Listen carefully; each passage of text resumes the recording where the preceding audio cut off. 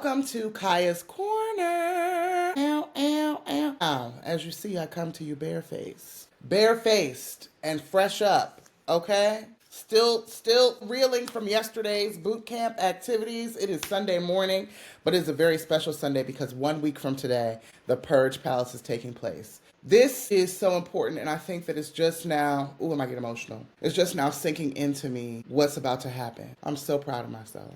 I am so proud of myself because I had a vision years ago based on my life and what I needed. See, things, the traumas and the foolishness and whatever negative experiences that come your way are really indicators of your work and what you're supposed to do.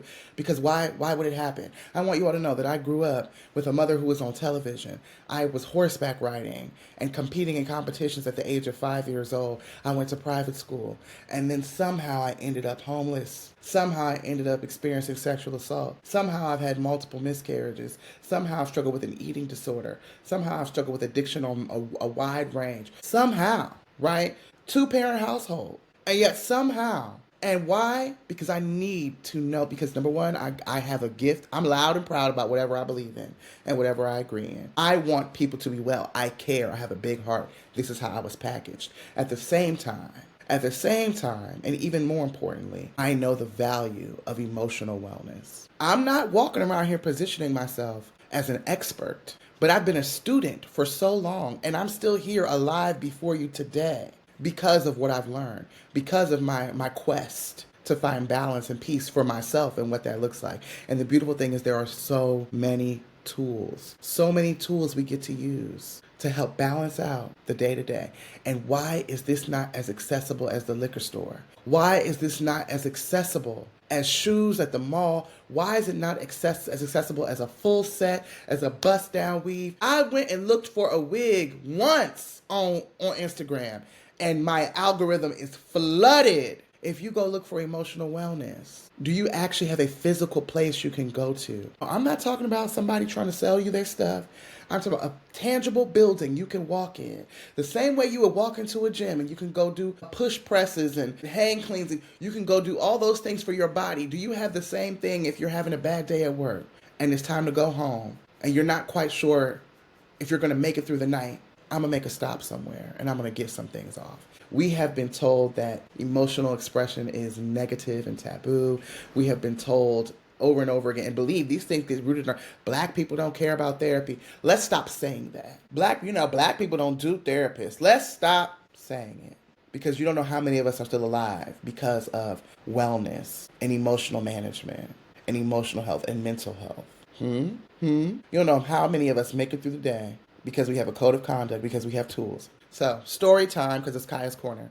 I'm going to tell y'all about one of my first experiences here in Atlanta, and I moved here in 2013. I moved here specifically to join the African Rites of Passage program because there was something speaking to me. I knew I needed to do something. I wasn't getting it. I didn't have it in Washington, D.C. Life was going boom, boom. I was outside in the streets doing all kind of illegal activities. They closer and closer to jail, day by day, I promise you. And I was like, thank God, because God was like, you want a way? Here's a way. And I took it. Anyway, upon getting here and upon joining this Rites of Passage organization, I started to learn about womanhood. I started to learn about emotional wellness, started to learn about principle. And an elder there, I was just so heavy. I was just full of so much emotion. At that point in time, I had 2 miscarriages back to back. I was using alcohol to cope with my pain. I had been sexually assaulted in multiple ways. I had done just a variety I was heavy, child. So heavy. And the women that I had, walked with and encountered, people can see you, people mirror you, people feel you, people experience you, and they had remedies for me because of things that they had been to.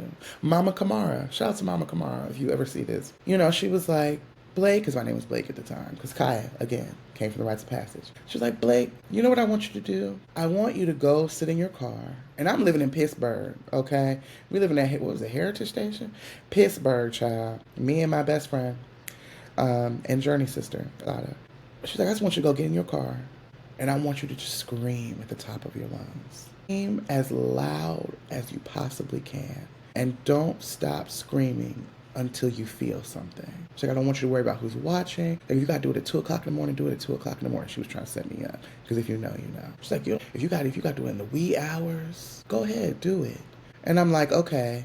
And I wanted this freedom, right? I was like, at this point, I'm raw. I'm willing to try whatever you say, because I don't want to walk around just ugh all day, just making it. I don't want that anymore.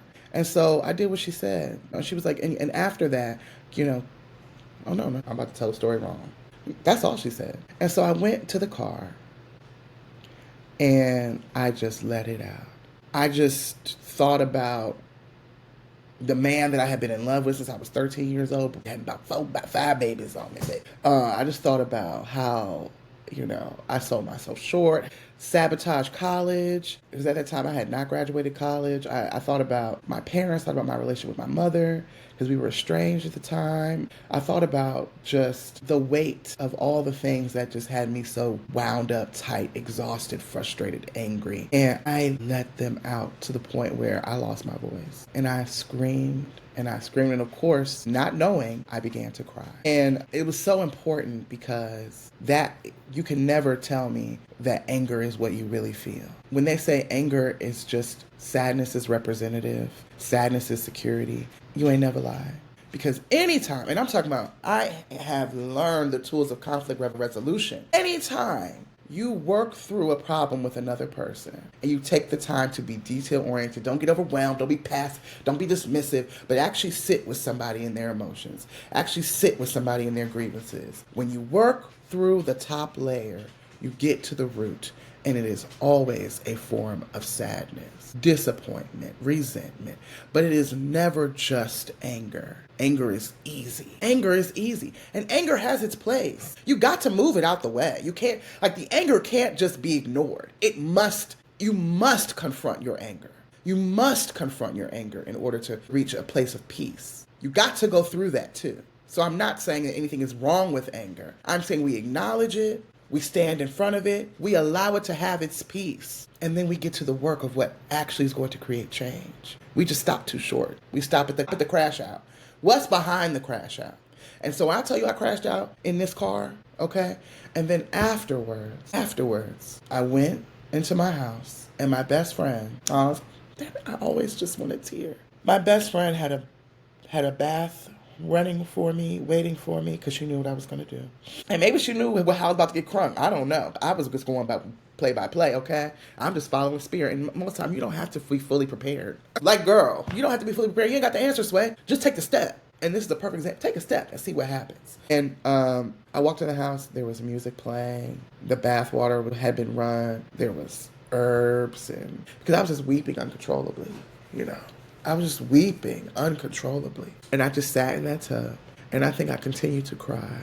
And I wept freely. I wept. I didn't worry about who was listening. I knew I was in a safe space. Melissa was living with us at the time. Hey, Melissa. And they both just held space by letting me have my space. And it was so freeing. I would do that again today. Because although my life doesn't look anything remotely close to what it looked like before, you always can use a tool. You can always use a tool. It doesn't hurt. It might be uncomfortable, but it helps so much. And so through that experience, I started to investigate different forms of emotional liberation. I've done everything from African dance to the cold plunges, to saunas, to holistic trips. We've gone to Mexico and gone to the cenotes and done breath work and yoga and full-blown cardio work and just a walk and then quiet time in nature and coloring, hug from a child. See, there you can get real complex with it. Don't even get me started on my garden, okay? Botany, axe throwing. They're onto something with that, right? But let's elevate this thing for Black people and make it an oasis spa where you come real regal like and you get to lay your burdens down. Because growing up a teenager, that was the most important thing. Growing up a teenager, out on the streets, having parents who were willing but didn't have the tools. My parents loved me to death. I was wild with it, okay? Why? I was very angry. If I had a space where we could have taken all this fire and because let me tell you, a part of why I'm successful, a part of why I am who I am is the same thing that had me so angry. Oh my God, that's a word. The things that we demonize in people when they're going through that character flaw, that challenge, that thing, it's you're just gonna be so negative. That person, you could just be so negative. Well, let's flip that thing on its head. There might just be detail oriented, but they need to find some joy for themselves in order for you to get that gift. They might have the most impeccable memory. They might remember everything. They might have the gift of storytelling. Let's spin the storytelling in a different direction. Let's spin it on its head. See, if I allowed my anger to kill me and consume me, which is where I was headed, if I had allowed that to take place, I would have missed just the power of who I am and the fullness of who I am in a black woman in this experience. I am big, and I am chocolate, and I am full, and I'm full in body and fully in spirit for a reason. For a reason. It is true for all of us. We are not any different. So yes, I come to you barefaced today because I'm about to go do Pilates for myself. Because we are counting down the days to the Purge Palace. We are counting down the days until, for the first time in person, because I've done this virtually, the first time in person, we get to go together. Now, this is not my building. This is a beautiful healing space. So we're still in process to get to the goal. We're still in process to get to the goal. This is not my building, but we can do things in this building. I'm not going to have us flying out, screaming and crying and purging in the room, okay? Because again, I think that's more private, and I think that's an exercise that I would do and support one-on-one for a person. That's not a group activity. However, there are things we can do and we will do. We have our sound baths. We have our drum circle. Shout out to Benisi for the sound bath. Shout out to Umi Chanasa Kuru for the drum circle. We have affirmation stations. We have a wonderful talk from myself. And then you're going to leave with the beautiful gift of poetry and some good thingies to take care of yourself on the road. And then we're going to do it again next month. And we're going to have a different form of healing modality highlighted. I'm not going to say it yet. We're going to get through the first one. But August is going to have the same thing, and September and November. And September and October and November and December and January and February and March and April, May and June. And then we're coming back to... And maybe in July next year, maybe there will be a building that says the Purge Palace on it. And y'all gonna see me bust down a whale. Because it's really for my nieces, really for my nephews, really for the children I love, really for the futures. I want them to have freedom at their fingertips. I want it to be easier for them to call up on something to help them release than a blunt, than a bottle of weed, than a new pair of shoes, than a new body. I want them to have this inside because they came to a place. I want them to their brain synapses to process trauma, frustration, anger, negativity. There's somewhere I can go right now. Happy Sunday, y'all. Happy Sunday.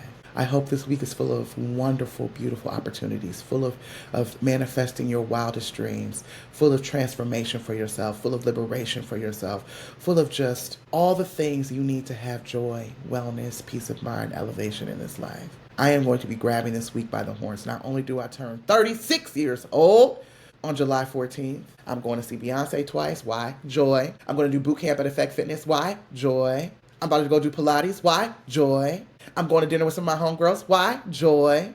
I'm going to the pool. Why? Joy. I'm going to take my dog for a wonderful long walk. Why? Joy. I'm going to be eating yellow watermelon. Why? Joy. Joy. Joy only all week. And of course, you'll see the posts, and then I'll be loud about it and proud of it. In the meantime, I'll see you guys next week on Sunday after the Purge Palace. I will have a whole lot to share because I expect a wild transformation this week for myself and my community. It always happens. It always happens. But I'm just so excited and so grateful to be on this journey. So until next time, stay black. But lucky you, you don't have a choice. Kaya signing out. Peace.